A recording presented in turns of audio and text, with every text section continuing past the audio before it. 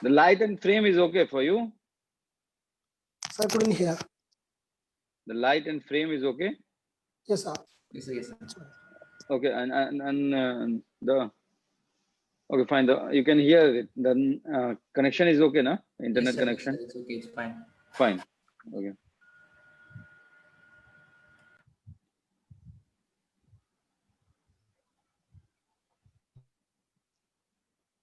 It started live on Facebook, I think. Yes, sir. Yes, sir. You can start.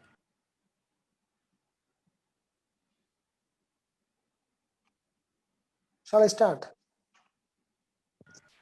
Yes, yes, you can start. Good evening, everyone. Today, we have a very special person as our guest. This Dr. Kafil Gan. You all know him.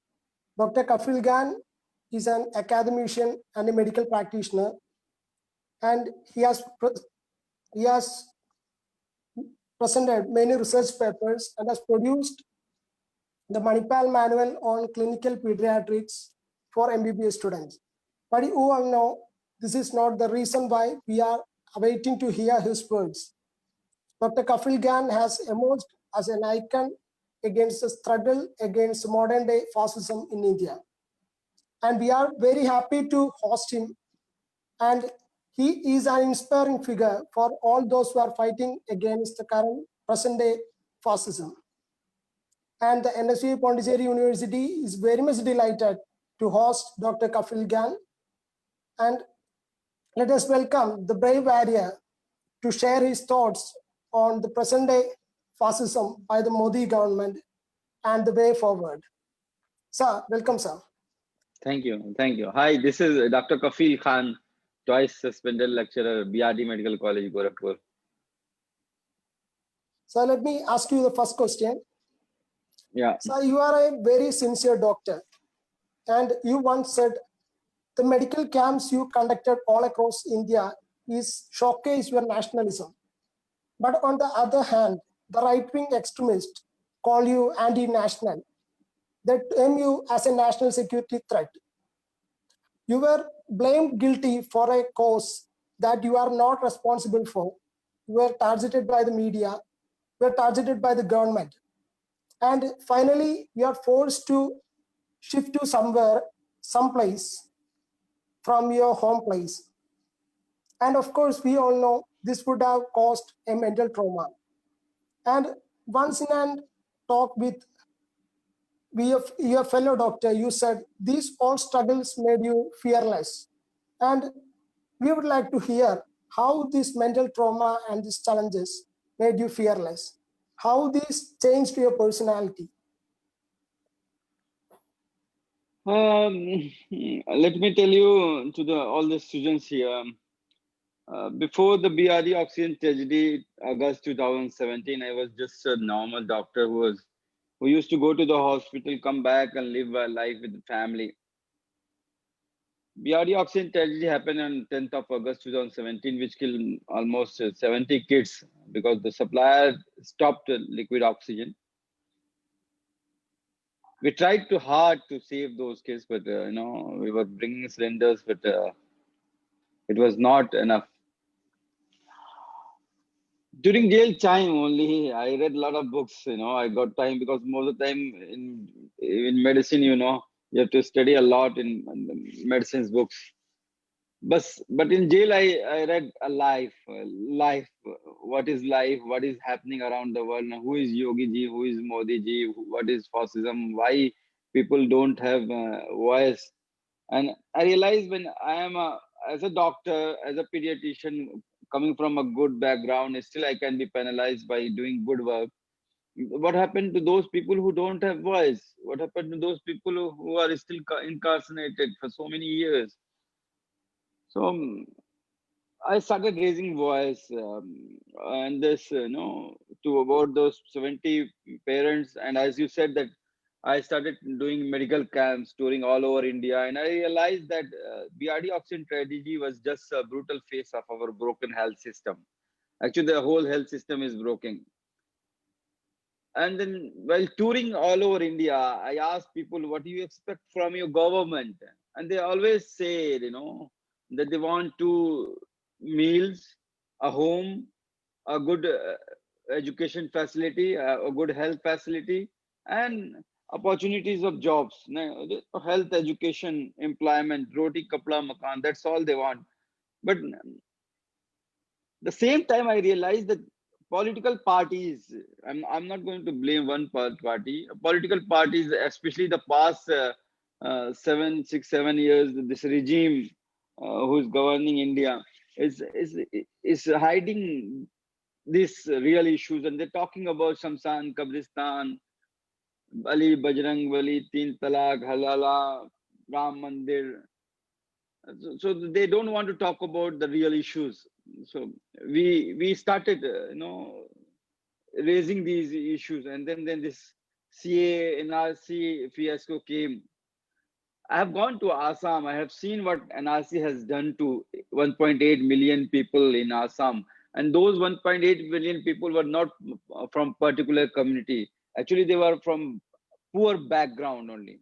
They don't have papers. That's why they uh, put it as a illegal migrants, or they lost their citizenship. So what is going to happen when the NRC will implement all over India? So we started um, criticizing this law, which is hurting our constitution.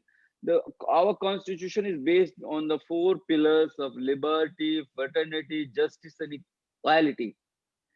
Swatanta, Samanta, Nyaya. So these all four pillars are hurting by these laws. So we started opposing this law, and government, the Uttar Pradesh government, which was already targeting me since 2017, they arrested me again and called me anti-nationalist.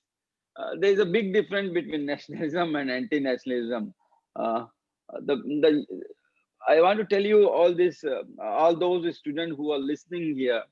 Remember one thing, see, the religion and nationalism comes since birth, and you have to differentiate between the true nationalism and the pseudo nationalism, Hinduism and pseudo Hinduism. People in the name of religion, especially this regime, and the people who have a decisive policies and decisive ideology. People ask me, why you criticize so much about the Yogi government or Modi government. I say I don't criticize them.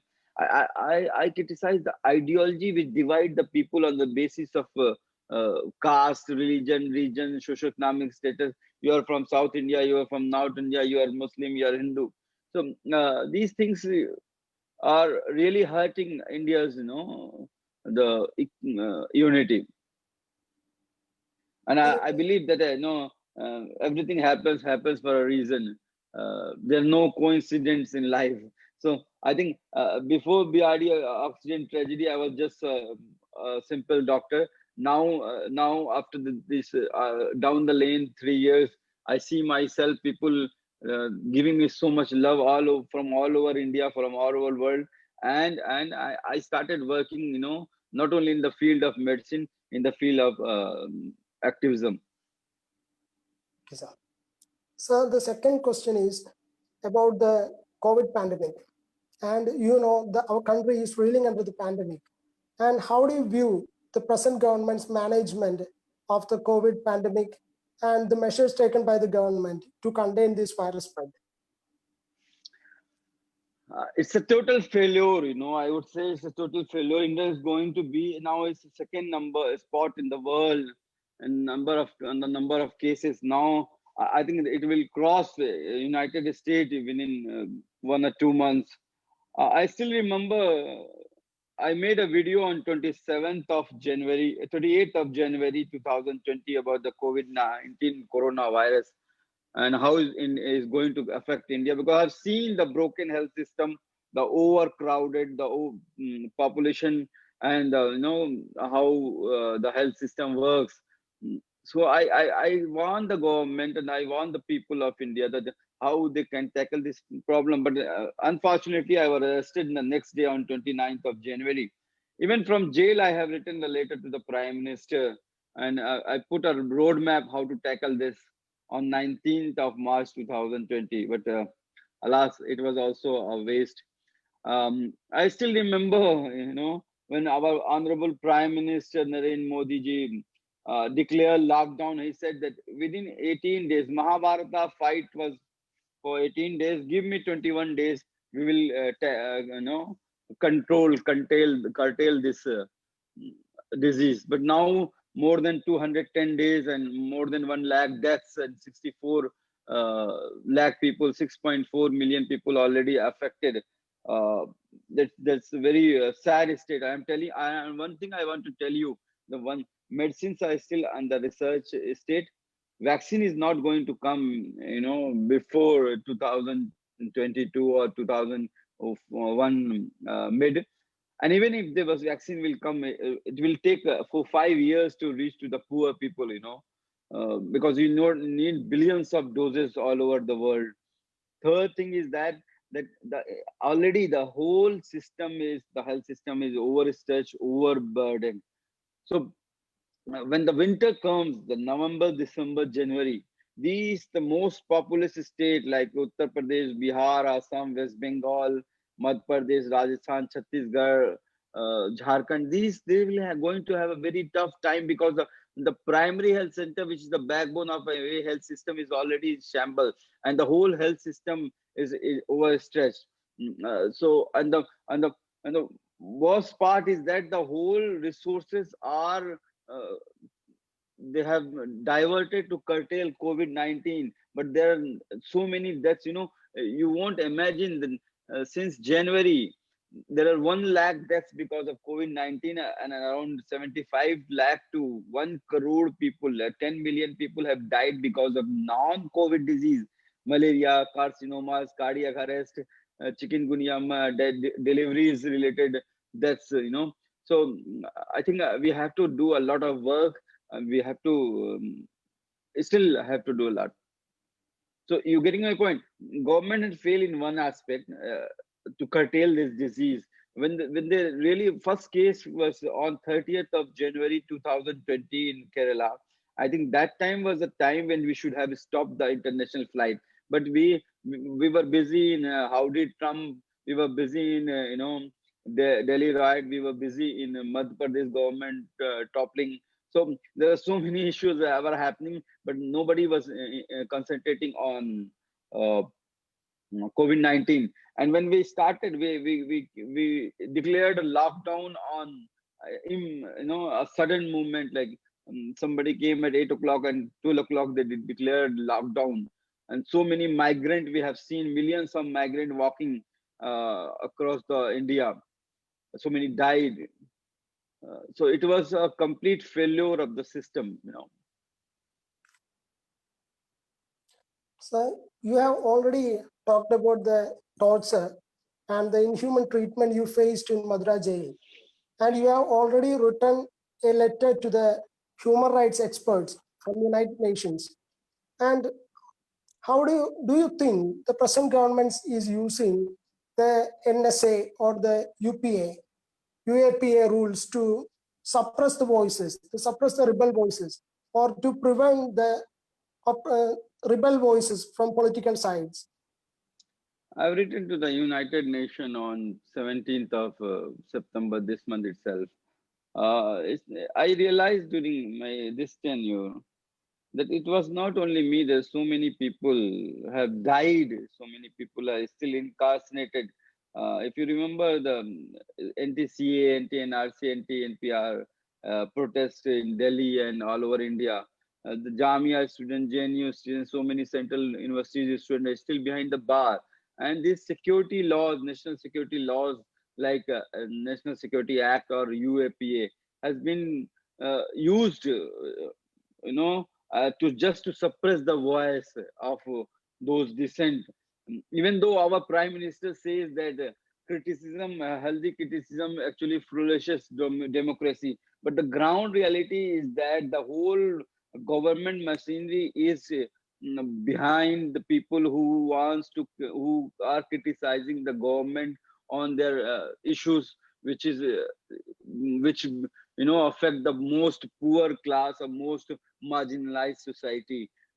Whether it's about the unemployment, whether it's about the fees hike in the educational institutes, whether it's about the reservation, whether it's about the health status, whether it's about the GDP or economy going down, or whether China has included our country. The government, this authoritarian government, doesn't like to be criticized, and that's the very sad part, because India is the largest democracy in the world, and everybody, even in my case, Supreme Court has clearly said that the freedom of speech is given by the Constitution, and whatever Dr. Kafil has talked about in that Aligarh Muslim University speech, he has talked about integrity and unity of India. But that speech also, they made it inflammatory. So these are these people, they do like that. I will give you an example of mob lynching. Mob lynching is an organized crime. People have been trained to kill an individual with a beard, or with a belonging to the particular society, belonging to the particular community. A trained mob comes and and kill an individual, and then they made a video and they upload on Facebook and social media platform, because they know somebody sitting in Delhi, they can protect them. Otherwise, where in the world a murderer would take a video and upload it? So I think that's the very sad part, and every individual, especially the youths have to understand that what these fascist regime are doing. They are spoiling the youth's mind, they're scarring their mind in the name of religion and region. So you wrote the letters to the United Nations. While you were in jail, you wrote letters to Prime Minister Narendra Modi regarding the COVID pandemic. But I think you didn't get any reply. What was the reason to approach the UN directly? Do you think in the present day India, all the options are there is no options left? No. See, United Nations Human Right is a body which govern of the rights of human all over in a world, and it's a constitutional body. Approaching them is not any anti-national activity. Um, I have written to the Prime Minister. I have got an answer, but that answer was not related to what I have written to them. They wrote that your NSA will be continued. They have not talked about that what I have wrote about the how to tackle COVID-19 uh, uh, system. That the four pillars of democracy is administrative powers, the political system, the judiciary, and the media. All four pillars have been digging by this government, and had been intruded, and had been spoiled by this government. I'm not afraid to say even the judiciary is compromised. But having said that, I would also add this, that every system had good people. If you can see, even in my case, the order came very beautifully. Even after I have to spend for 7.5 months, but when the Chief Justice of Allahabad High Court has read that, had ordered that the order, and it is 42 pages order, which clearly said that uh, the district magistrate of Aligarh has selectively chosen my speech and made it like a hate and violence speech. So there are people in each system. Good people are still remain, and we have to continue our struggle, continue our fight to make this work, and let youth understand life is a class. Actually, I would say in my case, I feel that life is a class where you learn things every day. Once you learn that thing, you will promote to the another higher class. So you have to learn every day. Whenever I go to sleep every day, I write what is happened today and what I have learned today. So you guys also make a habit to, at the end of the day, what you have achieved today, you should write it, so that your day won't get wasted. And try to read a lot.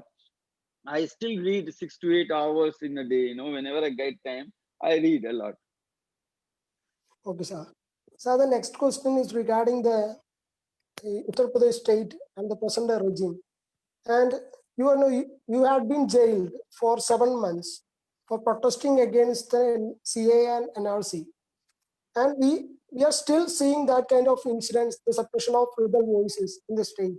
And even today, we saw some people were blocked by the UP government from visiting Not, the Hatras. yeah, even let's see, the largest party of India, the Congress party, the oldest party, party's ex-president Shri Rahul Gandhi ji was manhandled, was pushed, and was arrested. Was FIR was filed because he wanted to go to meet a victim, a girl who was raped, whose tongue was chopped, whose spine was broken, and she was, cremated at the midnight by the cops.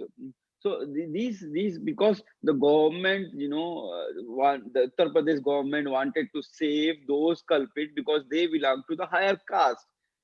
So this is all suppression. This is all the oppression because they this government selectively chose Dalits, minorities, backward class to suppress their voice, and they give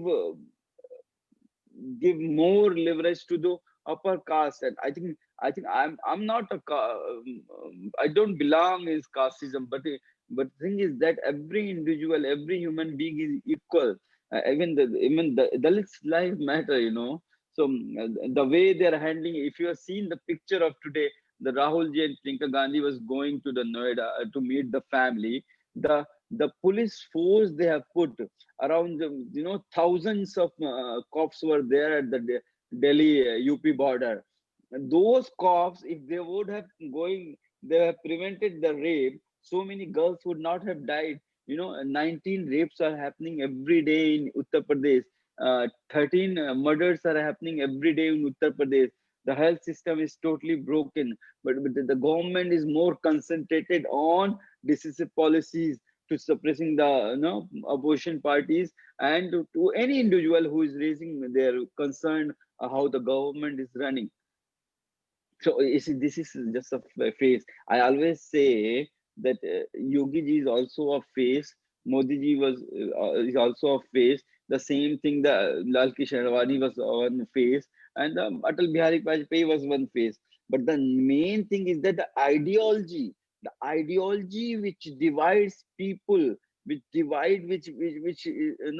uh, put instill poison in the minds of youth, that we have to oppose, that we have to understand what they are doing to the society. Okay, sir. Sir, the next question is regarding the BRD incident. You first came to the media limelight through this incident, and you said that you personally collected 250 oxygen cylinders to save the children. But on the other hand, the UP administration jailed the hospital members, saying their mismanagement caused this tragedy. And we would like to hear from your words what really happened then. BRD oxygen tragedy, I told you, happened on 10th of August 2017. The supplier who was supplying liquid oxygen was asking for his dues for the past 6 months, and there was 68 lakh rupees was pending.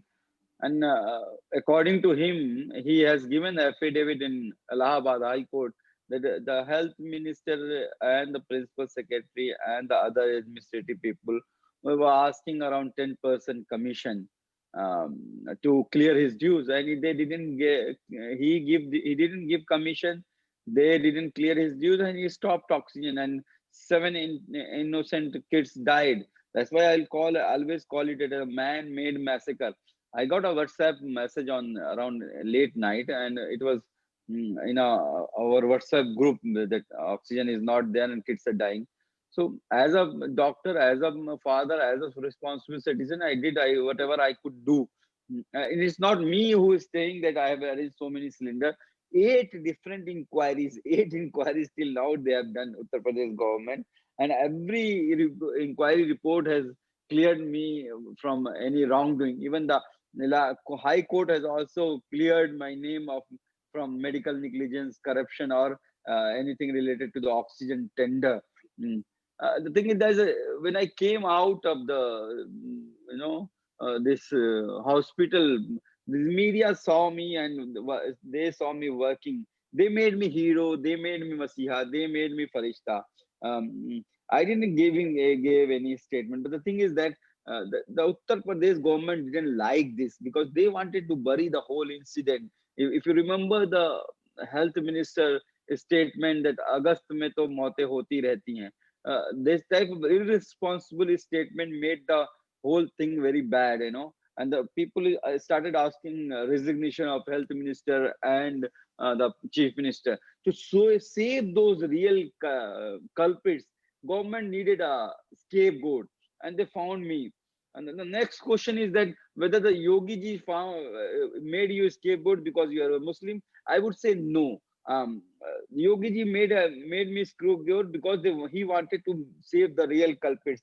Even if it's Dr. Kapil Mishra or if it's Dr. Kapil Kumar, he would have done the same thing. Only thing when the Khan names come, the story is easy to buy.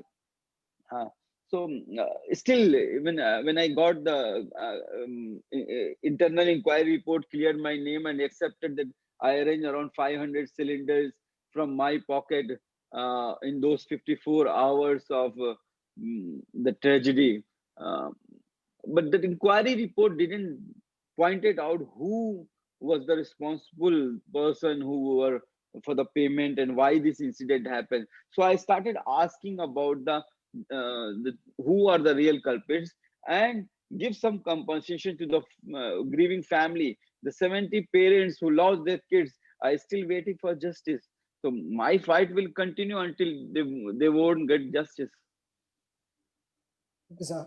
Sir, you are leading a struggle against the Hindu majoritarianism, and you has become an icon against the struggle against the modern day government. But on the other hand, when protesting against CAA or NRC, a considerable voice rising from different corners is that you are struggling against or fighting against CAA and NRC only because you are Muslim. Because if the Hindu Rashtra is constructed, it is only affecting the minority population or Muslim population. So that is an argument. How do you reply to that? No, that's the thing. There's some misconception people have in the mind. I have seen Assam detention center. I've seen those 1.8 million people, 18 lakh people out of 18 lakh, 1.2 million people were from non-Muslim community.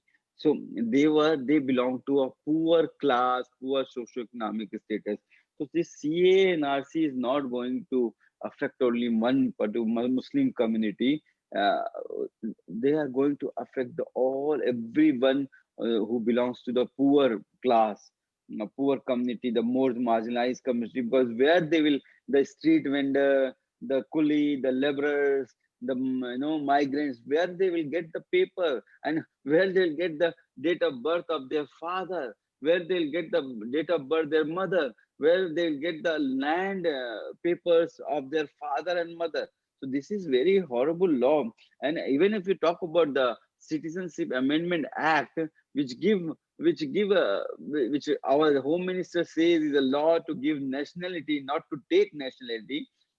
If you talk about why you have chosen only 3 countries, why you have left Tibet, where a lot of Buddhists have been migrated into India, why you have left Sri Lanka, where a lot of Tamilians have migrated and settled in South India, why you have left Nepal, where a lot of Hindus who have migrated from Nepal and come to have settled in India. So they have left a lot of religion, they have left a lot of country. So this is a discriminatory law. And the chronology, the Home Minister said in the Lok Sabha that after CA, the NPR will come and then NRC will come. That was we were opposed to. The National Register of Citizenship was, it's a very, very draconian law which will affect millions of people of India. And those people were not only from would be not only from Muslim community, they would be from the marginalized and the poor class.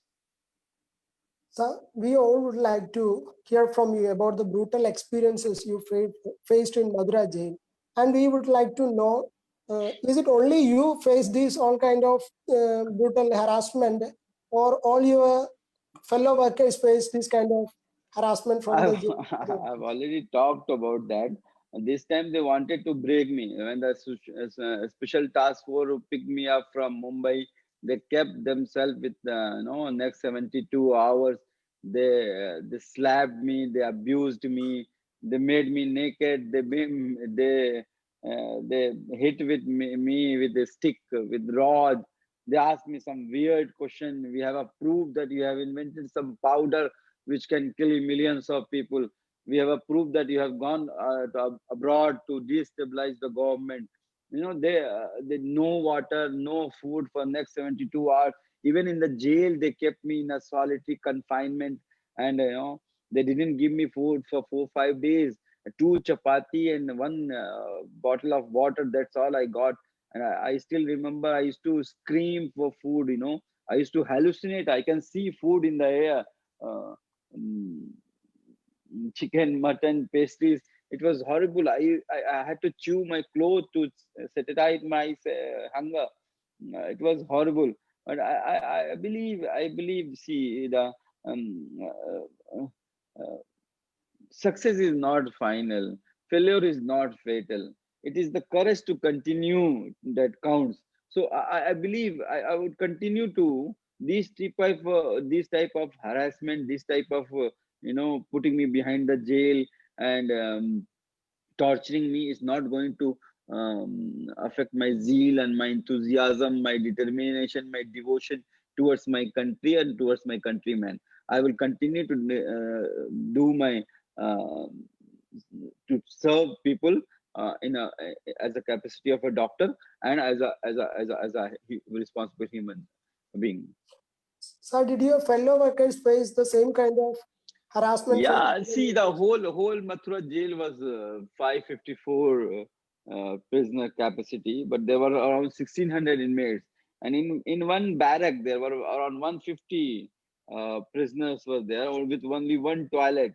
Even if you want to go to shit or you want to go to urinate, you have to be in a queue for hours, and then for food, and food was very bad. This with this corona pandemic, when everybody's talking about social distancing, for social distancing was a distant dream for everyone. So you talked about the mismanagement in BRI hospital. The government didn't pay for the oxygen cylinders, but this is all about the priorities of the government.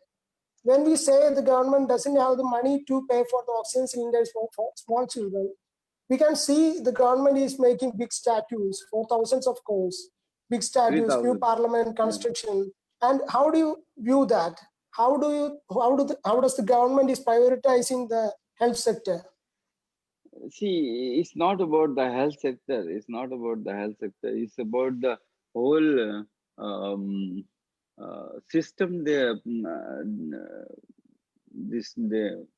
monetizing.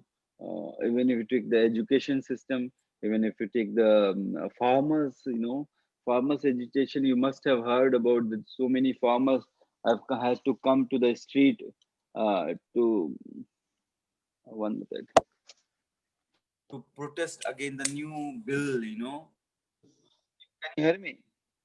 Yes, yes, Can you yes, hear sir, I me? can hear Yeah. you. So farmers has to, they had to, they will compel to sell their grains and everything to the big people on a price they will ask. I will give you an example of NEET, the central examination for medical entrance. The government has come up with the policy where the private medical colleges, they can auction their seats. 50% of seat they can auction. So a medical a student who will get only 20 to 30% marks and having 1 crore rupees, he will get a seat and he will become a doctor. But a student with a 70%, 80% marks and don't have money, he maybe won't get the seat. So this is the discriminatory law. They don't want poor student to the particular the society to come and get the higher education. Same thing is happening to the health sector. Same thing happening to the education. Same thing happening to the see how they have increased the educational fees of IIM, JNU, or any central university. Even your Pondicherry University must have increased the hike the fees. To do a MBA from a good management college, you have to pay around 18.5 lakh rupees per year. How the poor people will get this money? So this government is actually a capitalist government. You know, uh, this government is more worried about those rich people and very few rich big people. You know, and they don't care at all to the poor and marginalized society. They don't care. Let them die. You have seen migrants, millions of people walking in a scorching heat in those when the lockdown was there, from Kerala to Bihar, from Bangalore to Uttar Pradesh, from Hyderabad to all the way to Assam. So people have died on the way. So, but government didn't care. Even the media didn't show the real picture. Sir, someone from the FB Live is asking a question. The person is Thomas. Thomas is asking, I have seen a campaign named Health for All in your page. Could you please Yes, yes. talk about it? Yes, I want to. I love to. This is my my dream project. I wish in future if I would be able to push this parliamentarian to pass a law in Lok Sabha and Rajya Sabha and make a law uh, health as a right. Healthcare as a right. So we have started this campaign in 2018 when I realized that the 72% of Indian don't have health access. So we started this health for all campaign, and the basic idea is that the health facility should be available to each and every individual free of cost at their hometown within 1 to 2 kilometers of their home, irrespective of the religion, region, caste, socioeconomic status, disability, and gender bias.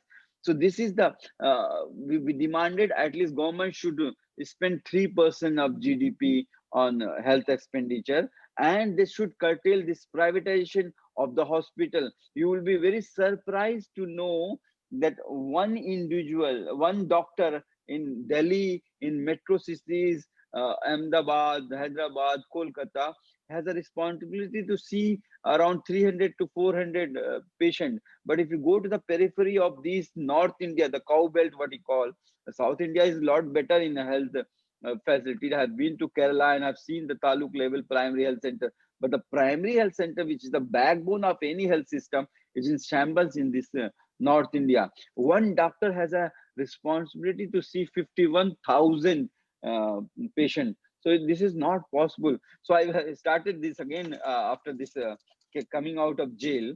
Last time we have made this proposal and give it to the 13th chief minister and to the health minister and requested, and he promised that he will look into, but unfortunately, it never happened. So this time we have started again, and I would request everyone who is watching this, you just have to make 2 or 3 minute video, and and you can upload either through your Twitter or Facebook or Instagram handle, or you can WhatsApp me. You can ask WhatsApp number from George. George has my number.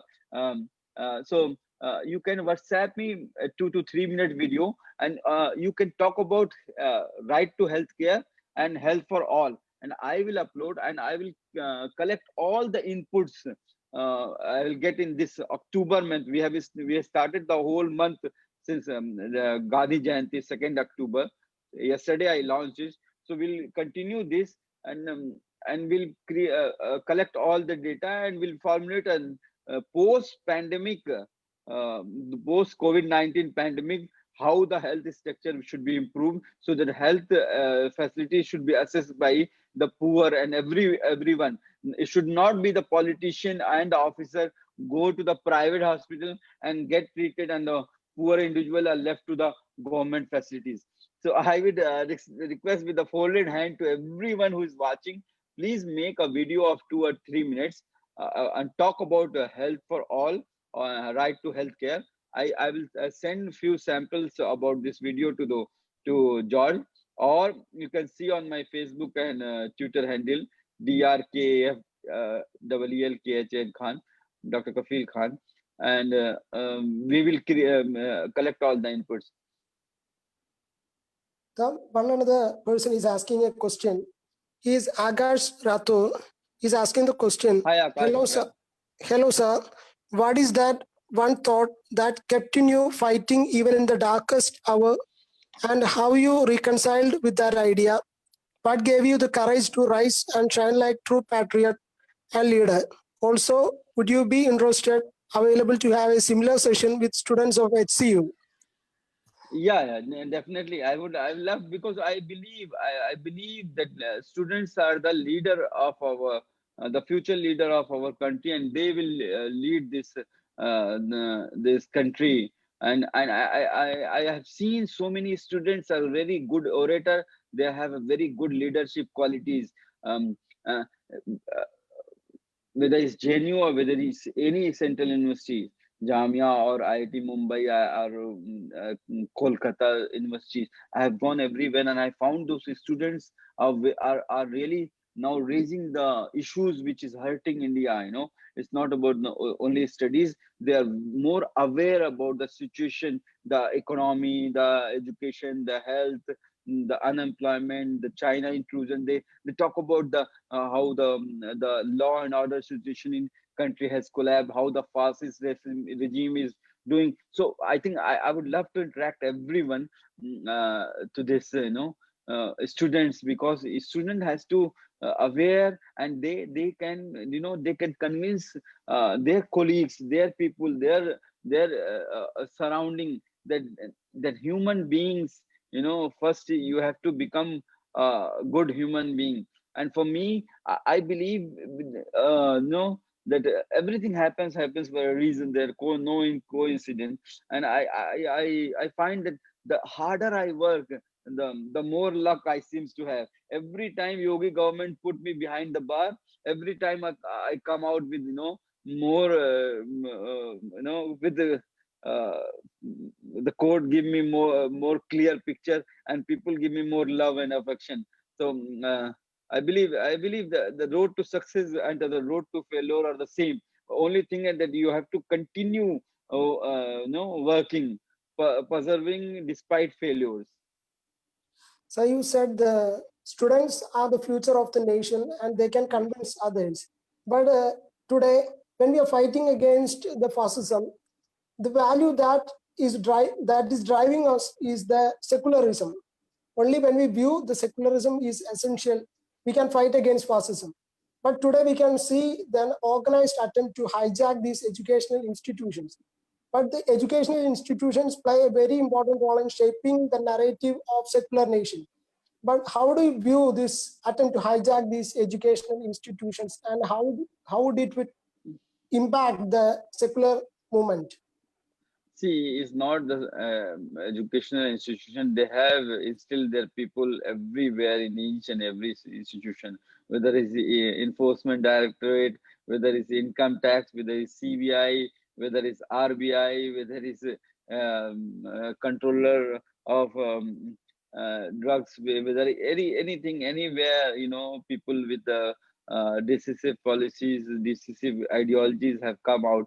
And most, yes, I agree with you, the most horrible point step they have taken, then the vice chancellors of the most of the universities, they have been appointed ruthlessly and without a proper channel, and to given to these posts given to those people who have a different ideology. But the thing is that we have to believe ourselves. This is Mahatma Gandhi's nation, and people will understand. And love is a medicine which is always cure all the illness. So spread love, spread smile, spread is talk about the unity, talk about never talk about the violence. It should be non-violence, and you should spread. You should believe in your ideology. You should believe in yourself. And people ask me, "Are you not scared?" I always say that no, I am not scared because I know what I have not done anything wrong. I can see anybody's in their eyes and tell that I have not done anything wrong. So do whatever your heart says, and you will get success. This is secularism is one thing that is instilled, to our mind, to our culture, to our habits since we are very, since childhood. Our parents, our teachers, our colleagues, our elders have taught us how to spread love and how to hate the division. So you are leading a fight against the divisive ideologies to preserve the secularism of nation.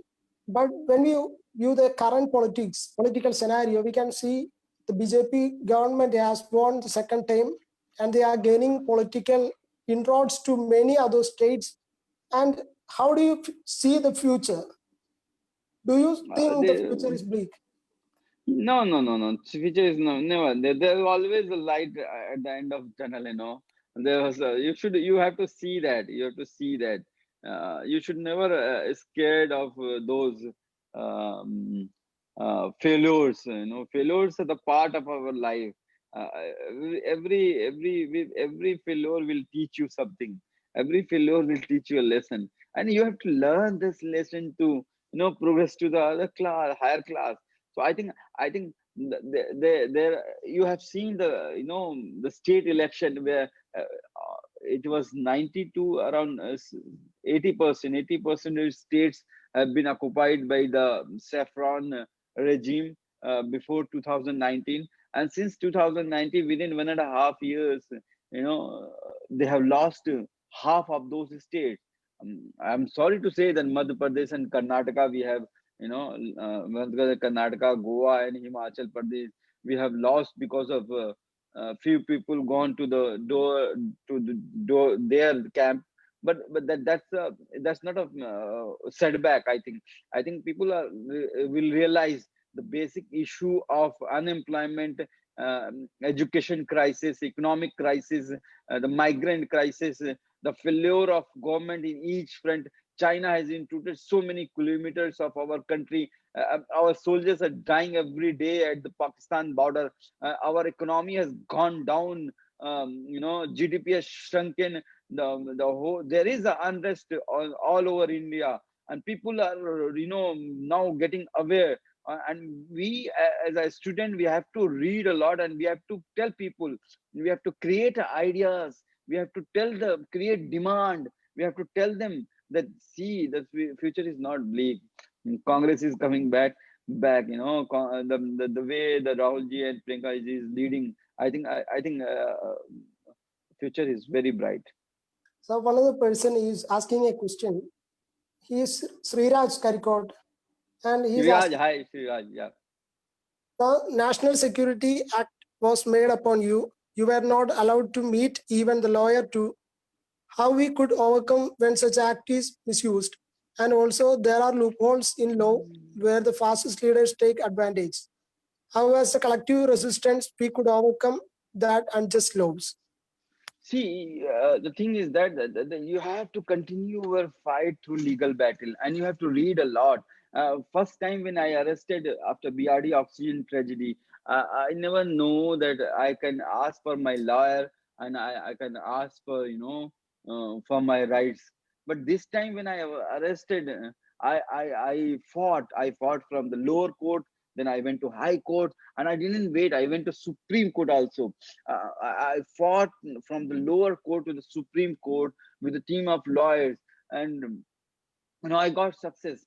But there are so many people, hundreds of people in Uttar Pradesh, and so many people all over India have been targeted under these security laws, UAPA or NSA. and they're still behind the bar.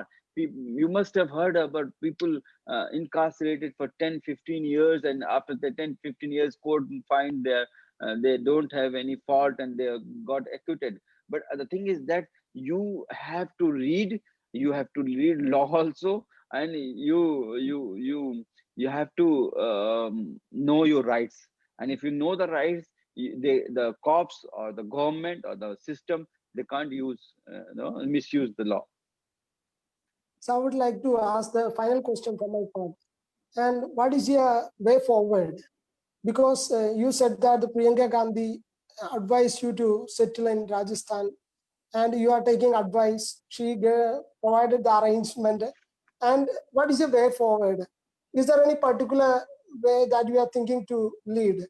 And because you need to inspire a lot of people, you need to take this forward, this movement.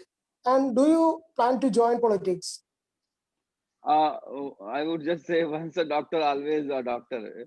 So I would continue to be a doctor. That's why I started a Health for All campaign. But yes, that's true. I accept your question that yes, activism has come out inside me, and sometimes I feel the system is so corrupt that you have to come to the system to fix it. Okay, sir. So this is the last question. This is asked by Jibin. And the question is, Hi, sir, Jibin. what is your message to the students or youth who are struggling to get justice? First thing, they stop chasing the money, chase passion. You have to set your goals and continue to walk towards the goal. Never disheartened, never upset with the failures. Failures I always say the failures is one that is they'll teach you a lessons. Opportunities don't happen, you have to create the opportunities. And remember those people who will ill advise you that you won't able to do this, this is not for you. People, there are only two types of people who will discourage you, that you can't make a difference: those who are afraid to try, and those who are afraid that you will succeed. So continue. I owe my success to having listened to, especially to everyone, but I do what my mind says, what my heart says. So listen to your heart. Never do anything wrong, never harm anyone. Truthful to yourself, and be persevering nature. Follow your passion, follow your heart, what your heart says, and you will get success. Thank you, sir. Thank you One for thing, read it. And for this current scenario of India, every student has a responsibility to speak up. Don't get scared. This fascist regime, the more you get scared, they will scare you more. Once you will look into their eyes and say, I'm not scared, they will run away. So stand up, speak up. Yes, sir, you are really an inspiration for all those who fight for secular values. Thank you, sir. Thank you very much. Thank you, Dr. Kafilgan, for the wonderful words. And you are really an inspiration. And we would like to thank you, especially the NSVA Pondicherry, for giving this opportunity. Thank you very much, sir.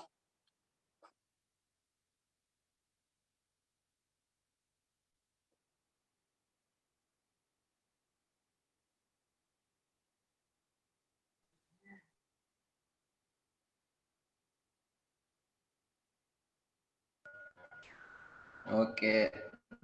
Brule.